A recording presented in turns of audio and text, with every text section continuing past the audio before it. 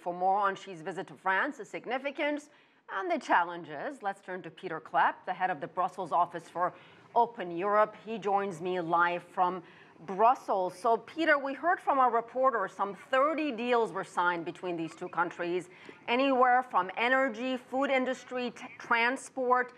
Which one to you is the most significant? Well, I think the airplanes are quite important.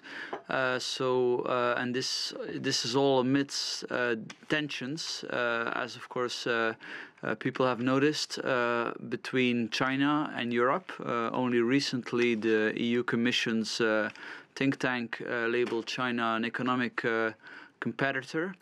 Now, the question is, what will this all mean in practice? This was only some kind of an advisory report whereby the think tank recommended to impose reciprocity conditions and more scrutiny when there will be Chinese investment. Now, I do think that in itself it's not a bad idea to always scrutinize investment, but we really have to be mindful that these kind of actions do not lead to protectionism. And Xi's visit certainly seems to pose a bit of challenge from Macron. On one hand, he wants to deepen EU ties with China. On the other, he seems to be sort of pushing back against Beijing's growing economic influence. Yes, Macron is sort of in the middle, you can say, just like Germany, really, most European countries.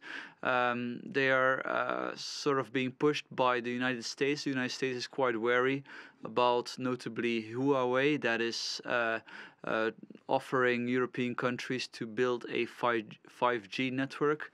The US have been accusing China of using this as a way to spy on European countries. Now, in the world of telecoms, of course, we have many stories about this. Notably, the United States itself has been accused in that regard. So I think we should not use such a drastic element, such a drastic response as banning a company from investing in Europe to deal with these concerns. It's perfectly possible to request safeguards, and Huawei should, of course, just like any other non-European company, be able to offer its services to European Huawei consumers. Certainly seems to be one aspect of the conversation and the concerns on the Europeans. But let me move on to Belt and Road, which is also raising some concerns. Italy, the first G7 country to sign on to the Belt and Road initiative. Why is it causing so much concern, and how is that specifically playing out in places like Brussels and Paris? Well, it's causing concern because Italy is the first G7 country to do so. Now, the amounts that will be invested are relatively minor. It's more the precedent that is worrying some people. Belt and Road has been accused of involving companies that have been accused of corruption.